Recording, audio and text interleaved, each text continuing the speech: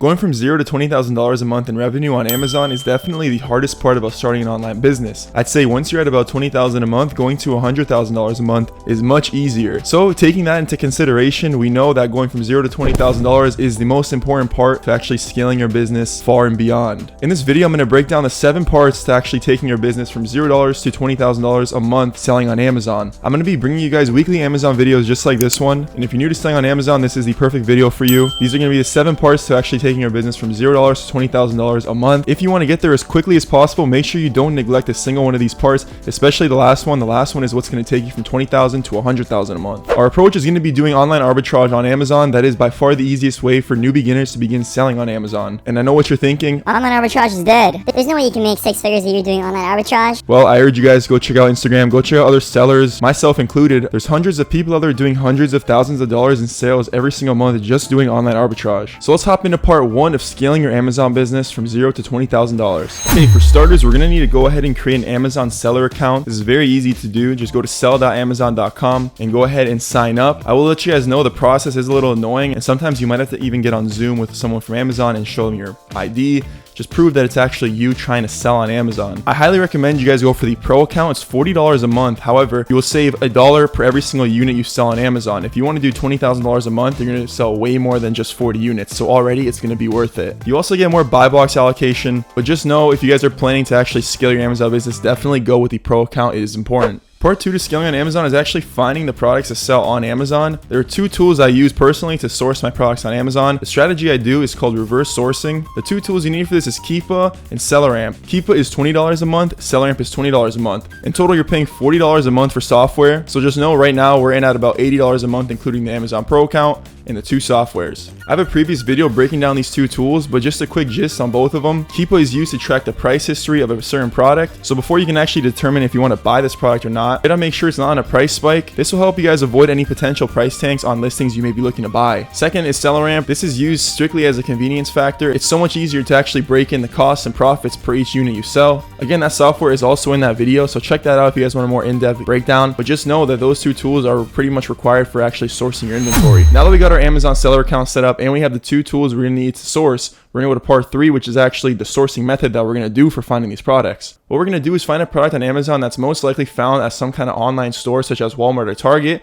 And we're going to look at the sellers on that listing. Great Value is a brand that we know is only sold in Walmart, and there's no one doing any wholesale with Great Value. We can infer that anyone that's actually selling the Great Value products is buying it strictly from Amazon, so they must have other products that they're also buying from retail sites. We're going to go ahead and search Great Value. We're going to then use SellerAmp on the listing, and we're going to look through the sellers. We're going to find any sellers between 0 and 20 reviews, and then we're going to look through the other stuff they're selling. Now that we have their whole entire storefront pulled up with SellerAmp, we can really easily look through every single product and actually see if we can find it profitably. This is where SellerAmp comes in handy, as it makes sourcing products 20 times faster than just doing it manually. Essentially, you want to go through as many sellers as you can, using SellerAmp to speed up the process so you can look through more products at once. And then once you find a product that's profitable using SellerAmp, just go check out the Keepa on the Amazon listing, make sure it's not on a price spike and it's selling consistently. Then you can go ahead and make an informed decision and actually purchasing that product. Future videos on my channel will be demonstrating live sourcing and how to actually source a lot more in depth. This is just a quick breakdown of how to actually begin sourcing so you guys can go ahead and take it and try. So now that we got those 3 steps out of the way, we got the Amazon seller account, we got the 2 tools needed, and we know how to source inventory. Part 4 is actually finding replenishable inventory. So what this actually means is being able to buy a product from, let's say, Walmart, sell it on your Amazon storefront, sell out, and then go ahead and be able to reorder it and do it again. You want to try and replenish your inventory as much as possible, and the best way to find replenishable inventory is finding a product with a Keepa chart that's very consistent and you can find profitably. Again, replenishables kind of just come as it goes. Let's say you found 200 profitable items over the last 6 months and you've sold through all those. Maybe 10% of those will be a replen. That's a pretty good ratio considering that you now have 20 items you can go ahead and continuously restock and make money on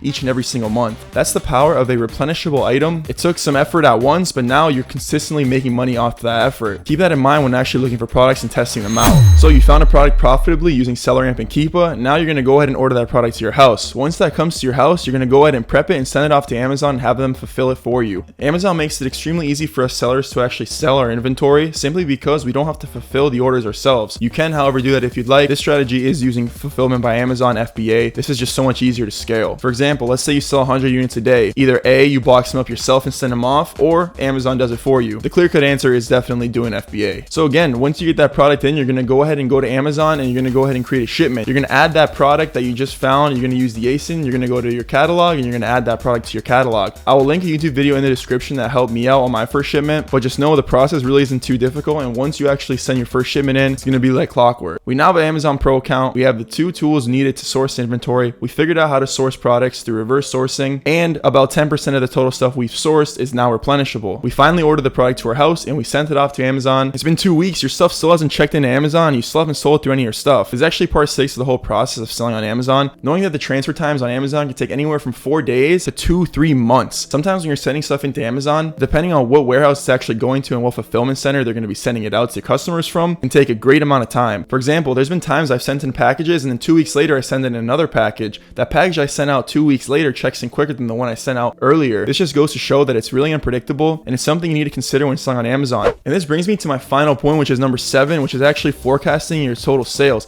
This is how you're going to go from $20,000 a month to $100,000 a month. If you're unable to forecast your sales, you're going to sell through 100 units of inventory within a week, and then you're going to be sitting on your hands waiting for the rest to come in and check in. Once you can kind of test the water out with some of your products and you find some replenishables, you want to make sure you're able to track how much you're selling a day, how much you're selling a week. That way you know exactly when you need to order the product to get it checked in. The goal of Amazon is to try and stay in stock as much as possible on the stuff you're selling, especially your replenishable items. They will reward you with more buy box rotation and get you more sales in general if you're able to stay in stock for a longer period of time. The first 5 steps are definitely going to take you from 0 to 20,000 a month, but the last 2 are going to take you from 20,000 a month to 100,000 a month.